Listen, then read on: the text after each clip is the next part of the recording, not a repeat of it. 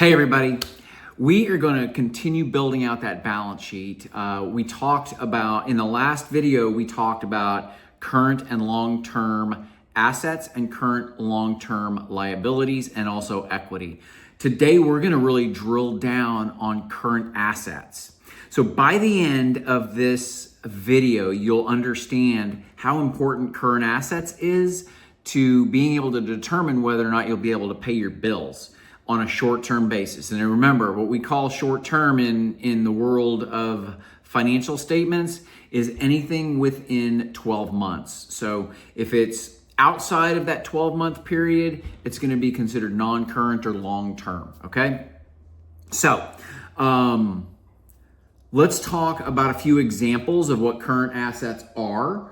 And you can see those right here. There's our current assets section, okay? Obviously, everybody understands what cash is. I mean, that's basically money in the bank. That is savings accounts, that sort of thing. It could be cash in your cash register if you have a retail store, okay? So those are a few examples of that. The next example that we'll look to is accounts receivable. All right, so accounts receivable is something that is used really to help with timing differences, okay? I know that as a firm internally, we use accounts receivable all the time. If you are a client of mine, you know exactly what I'm talking about. On the client side, though, it's payables, right? So on my side, it's a receivable, and so that's always the way that it works. There should be a 1-to-1 ratio, really, or an inverse relationship rather, between receivables and payables when you have a business relationship. Okay, but anyway, that's neither here nor there. But the definition of the receivables is basically it's money that's due to you from clients. Okay, and the reason that we have accounts receivable, rather than just collecting it when we get it, is so that we can recognize the revenue for our operations in the proper period, right? You're doing the work today, but maybe you don't get paid for 30, 60, 90 days down the road, right? The revenue wasn't earned 30, 60, 90 days down the road. It was earned today. And that is why we would have something like accounts receivable on the books. So anyway, that's accounts receivable. And then another example that we'll talk about today is going to be inventory. Okay. Inventory is an asset until it's sold. Okay. So it sits on your balance sheet until it's sold. So, let's see, a few examples, right? Clothing manufacturers not manufacturers, but retailers. Think of Walmart. Okay, Walmart is a great example, right?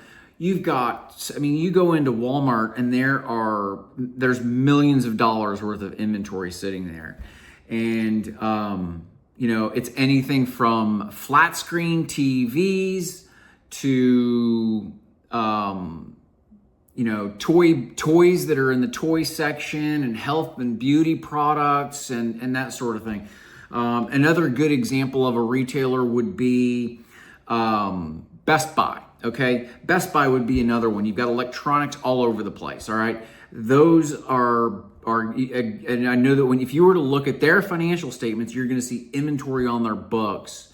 And that's what it's for. One example that's not up here that I do want to mention is prepaid expenses. Prepaid expenses is important as well because this is it's almost like the opposite of accounts receivable.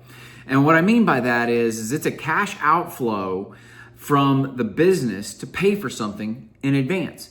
It could be a subscription or it could be insurance. Those are really two very common examples that we see all the time. And all of those are considered to be current assets. So anyway, that is our discussion of the current assets section. And basically it is, just to recap, there it is. That's all of it. And remember, In the last video that we did, this was the section that we were talking about, right? So we've expanded it from just the current assets to see a little bit more detail. So we're expanding that balance sheet to kind of bring in the detail behind it all. Okay. If this is of value to you, please like and follow our page. And if you have anything that you want me to mention in future videos or discuss in future videos, put them in the comments. And if you have questions about today's video, same thing. Let me know what questions you may have. It may spur another video, or maybe it's just something simple that I can respond to in the comments. Or even if you want to email me directly, that is also in our business page. So you can email me directly and I'd be happy to answer those questions as well. Guys, have a great day. And we will be off to, we are going to be discussing current liabilities next. So that's really exciting. Talk to y'all soon.